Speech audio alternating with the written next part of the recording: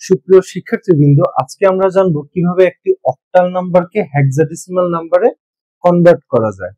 So octal নাম্বারকে যখন আমরা hexadecimal নাম্বারে কনভার্ট করব, তখন আমাদের অক্টালের জন্য আমাকে নিতে হবে 3 বিট করে, 3 বিট। কেন 3 বিট করে নিতে হচ্ছে সেটা আমি তোমাদের দেখাচ্ছি।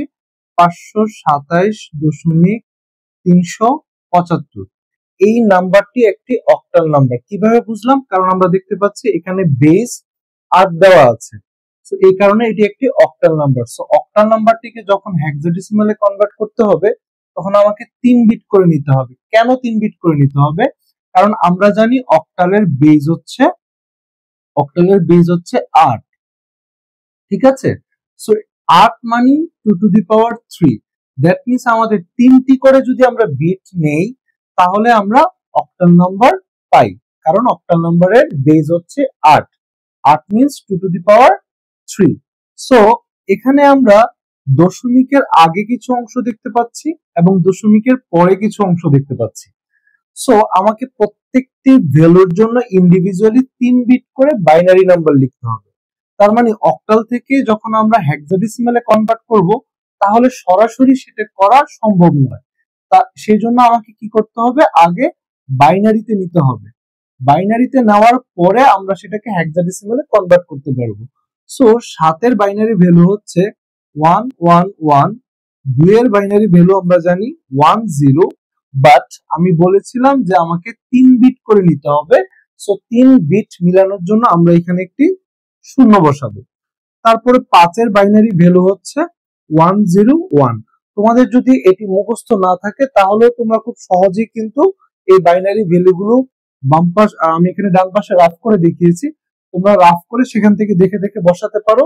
এছাড়া আরো একটি প্রক্রিয়া আছে, আমরা জানি যে স্থানাঙ্ক মান বসিয়েও আমরা বাইনারি ভ্যালু বের করতে পারি। সো এভাবে আমরা স্থানাঙ্ক মান যদি বসাই, সাপোজ আমি 5 এর জন্য যদি বসাতে চাই, তাহলে আমরা জানি যে 5, 4 আর 1 যোগ করলে 5 হয়। সো 4 বরাবর 1, 1 বরাবর 1। আর যেহেতু 2 এর প্রয়োজন হয়নি সেহেতু এটা 0।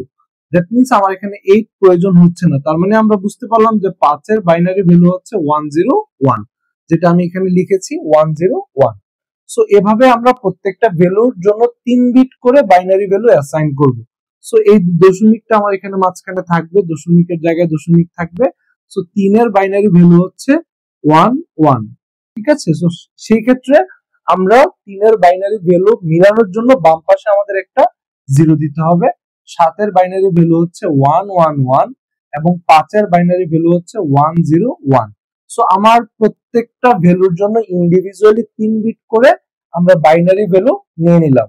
সো এগুলোকে যদি আমরা একসাথে অ্যাসেম্বল করি, আমরা দেখতে পাচ্ছি 101, 010, 111, তারপরে একটি দশমিক আছে, তারপরে 011, এটার জন্য আমরা লিখছি 111, 101। সো আমার কিন্তু অক্টাল থেকে আমাদের বাইনারিতে কনভার্ট করা হয়ে গেছে, বাট আমাদের কোশ্চেনে ছিল অক্টাল ভ্যালুটাকে কনভার্ট করতে হবে হেক্সাডেসিমালে।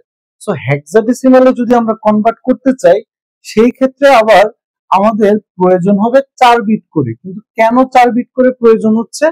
কারণ আমরা যদি হিসেব করি যে আমাদের হেক্সাডেসিমালের বেস হচ্ছে 16, সেটা কিভাবে আসে? 2 টু দি পাওয়ার 4।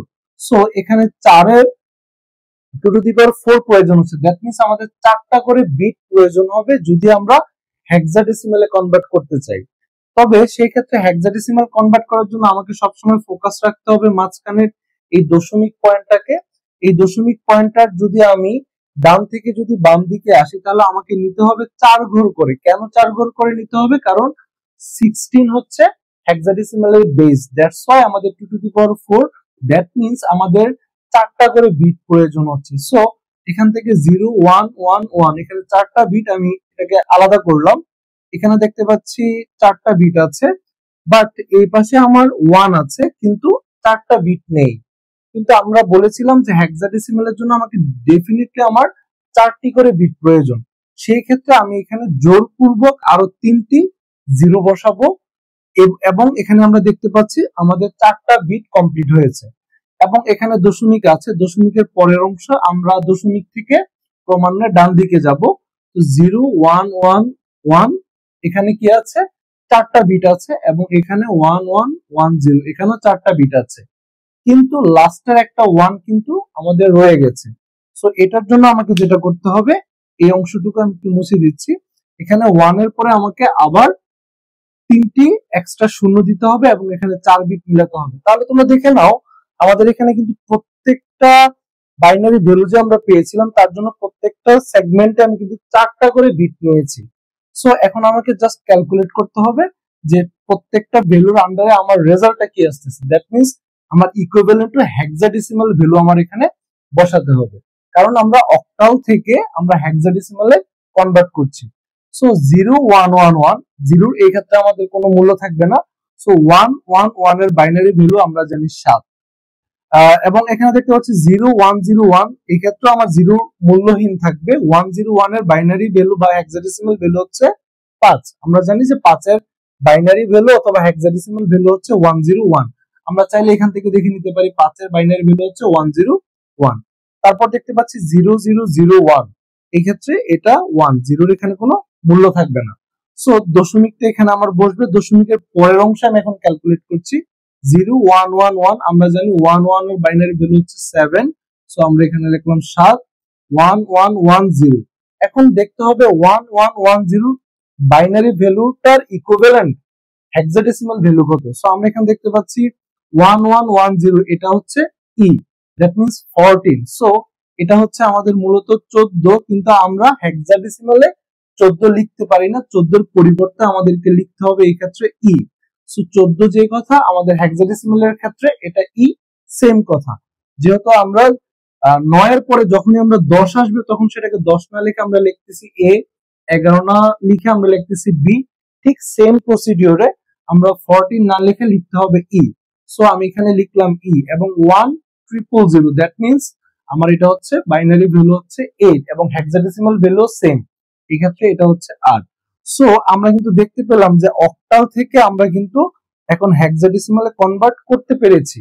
এখন প্রত্যেকটা ভ্যালুকে যদি আমি একসাথে অ্যাসেম্বল করি 157.7E8, দ্যাট মিন্স 157.7E8, এটা হচ্ছে আমাদের হেক্সাডেসিমাল ভ্যালু। দ্যাট মিন্স আমার এখানে বেজ লিখে দিতে হবে 16, তার মানে অক্টাল থেকে আমি 16তে কনভার্ট করলাম, দ্যাট মিন্স হেক্সাডেসিমালে কনভার্ট করলাম।